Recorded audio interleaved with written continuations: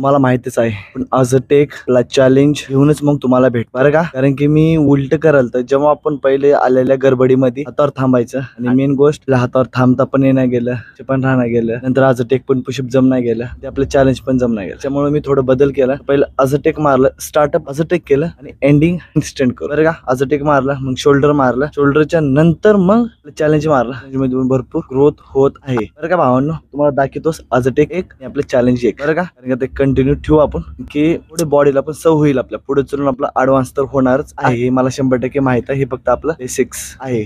तर आपला एपिसोड आहे 108. बघू आज काय चमत्कार होईल नाही होईल, सगळं बॅड लक जाईल. पहिले मी काय करतो, बॉक्स स्टँड घेतो, तेवढा वेळ घेतो आणि नंतरला मग पहिला सेट कंप्लीट झाला तुम्हाला भेटतो. पहिला आज टेक मारतो, चॅलेंज पण मारतो. तुम्ही बघा आपल्यात किती फरक पडलाय का नाही का. जास्त वेळ नाही बोलणार, मला माहितच आता तेव्हापासून आपण बोलणं कमी केले, तेव्हापासून आपल्या बॉडीमध्ये एनर्जी फुल जात आहे. तर कमी बोला आणि वर्कआउट जास्त करा, माइंड मध्ये ठेवले मी. चला पहिला सेट कंप्लीट झाला, भेटू.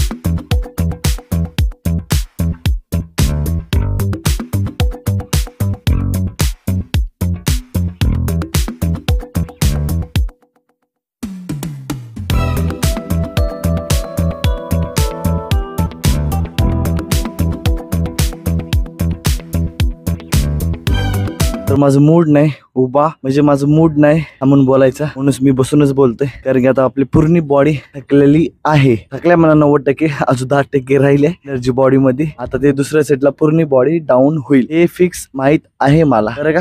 तर तुम्ही पहिला सेट तर बघितला आहे, आपल्याला जमत आहे थोडं थोडं. आता फक्त आपल्याला प्रॅक्टिसची गरज आहे. जास्त मिनिट थांबल्यानंतरच आपला चॅलेंज कम्प्लीट होऊ शकतो, बरं का. लागू दे वेळ, म्हणजे जेवढे दिवस लागते तेवढे दिवस लागू द्या, कारण की प्रॅक्टिस महत्वाची आहे, बरं का.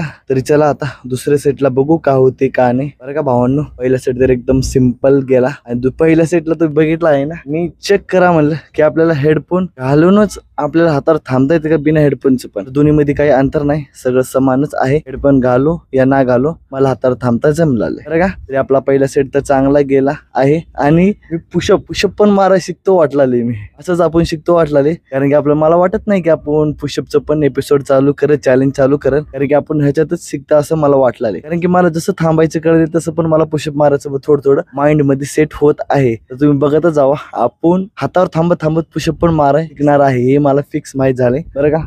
आज कन्फर्म नाही तेवढं, असं डाऊट येते मला, बरं का. तरी चला दुसरं सेट बघू का होते का नाही. जास्त वेळ बोलणार, मला माहित आहे की आपली एनर्जी डाऊन होत आहे. जास्त बोलल्यामुळे थोडं कमी बोललं तेवढं आपल्यासाठी चांगलं आहे, बरं का. दुसरा सेट घेतो आणि संपून टाकतो. आलोच मी 6 वाजता वापस.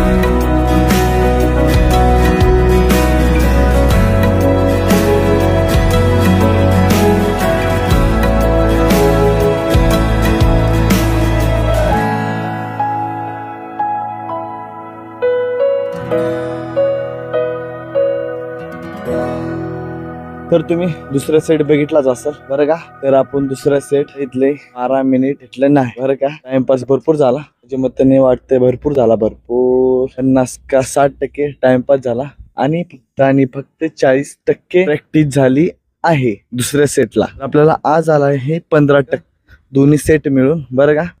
कारण की आता वरच्यावर जमत आहे आणि लास्टला मला थांबता काय नाही गेलं, कारण की माझी पूर्ण एनर्जी डाऊन झालती म्हणून मला थांबता येत नव्हतं बरं का.